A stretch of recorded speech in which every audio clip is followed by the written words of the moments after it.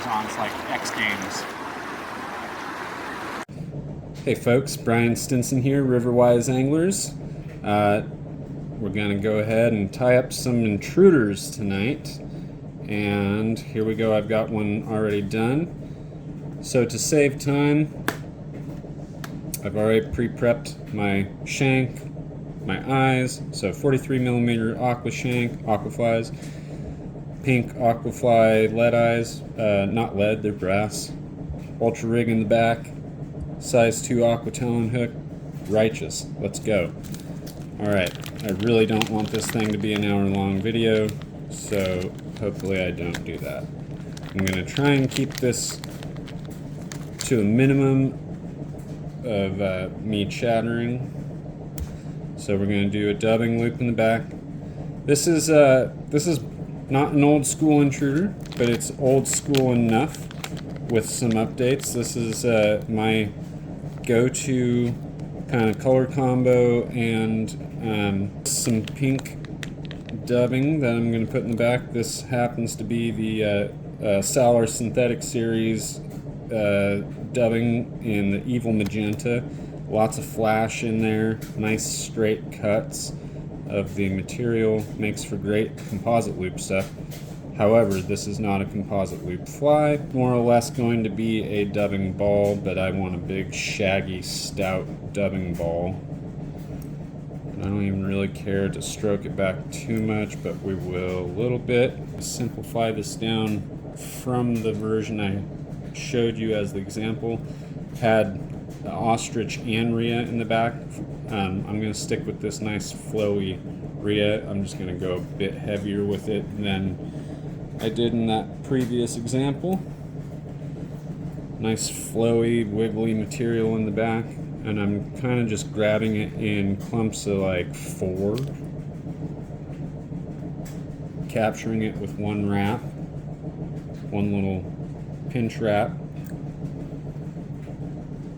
I'm going to try not to take all those, and I'm just going to get good coverage kind of in the round. I'm measuring it against the length of my hook, which you really can't see. I can see here based off of where I have it. Big 4 to 5 inch fly, whereas my typical intruder flies that I'm fishing these days are down in the 3 inch range typically for average conditions. And this one I just want to have big intruder on board for if and when I feel it's necessary. Not that our condition. Okay, again, this is just kind of a dubbing lump, dubbing ball. It's not a ball, it's more of a lump. I'm gonna just kind of do this to not trap any of the rear station down. Nice and tight. Again, it's a lump, not a ball. And just kind of wrap on top of itself, back, forward, whatever, crisscrossing if you can get away with it. There we go, come down to the bottom, tie this guy off.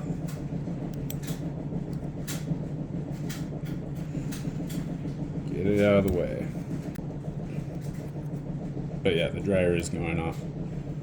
So sorry if that is in the background too much. This is not a professional fly tying studio, so bear with me.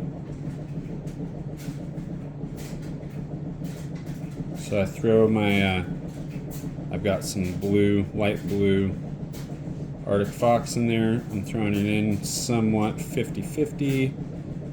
I'm orienting it so that it is as straight, perpendicular to my center line as I can get it.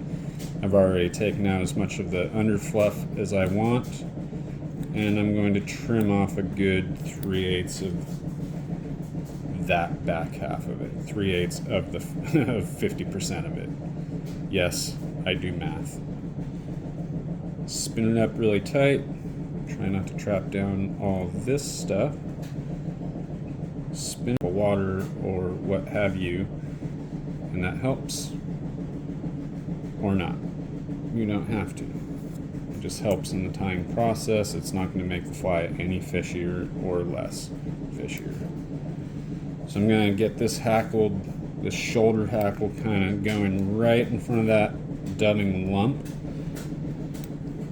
and tightly wrap one in front of the next, filling up this little bit of space here. Get ourselves a good tip. Get this mostly out of the way, mostly manageable. Fold that tip back, secure it in, trim it out.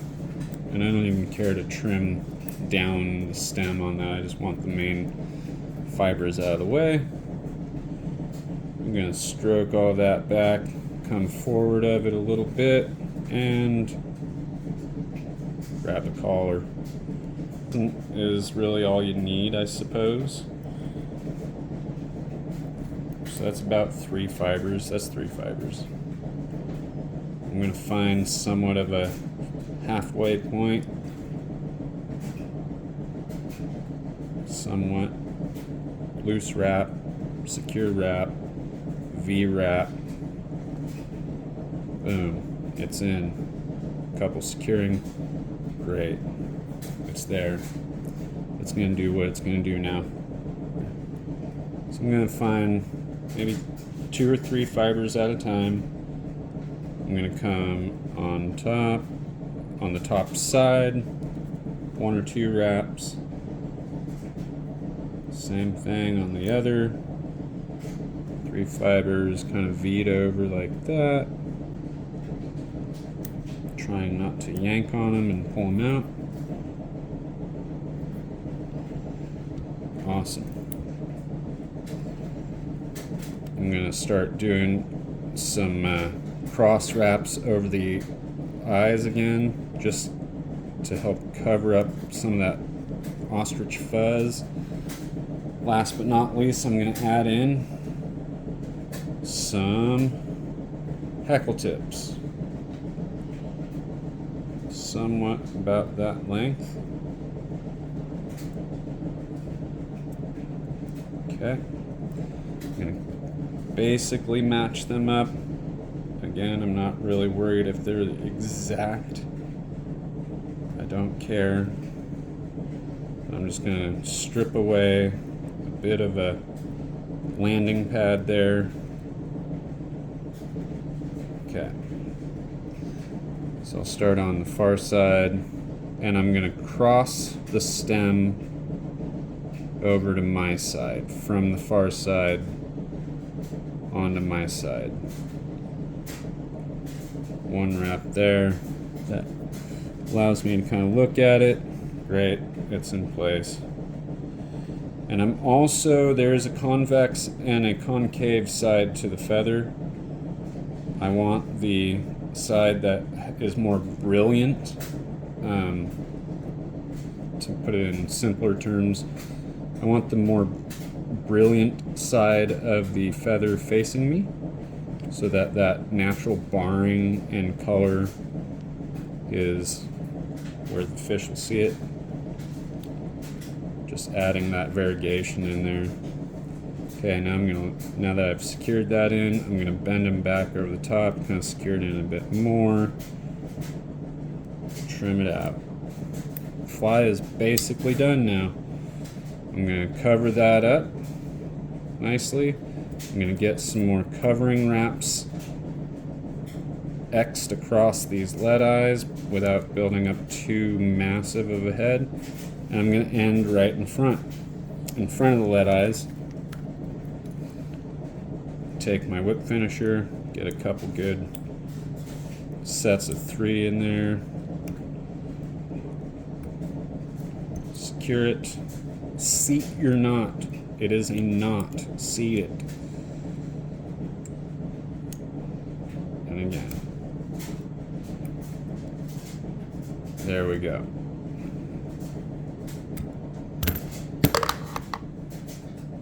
Super fast, somewhat guide style intruder. If an intruder could ever be guide style, there you go. And we're going to take just a big old drop of zap on top, a little bit on the bottom, just to really secure everything in. Done. Let that all dry up. March your happy self down to the river. Tie it on some 12-pound Maxima. Cast away. Get bit. There's an intruder. Thanks for watching.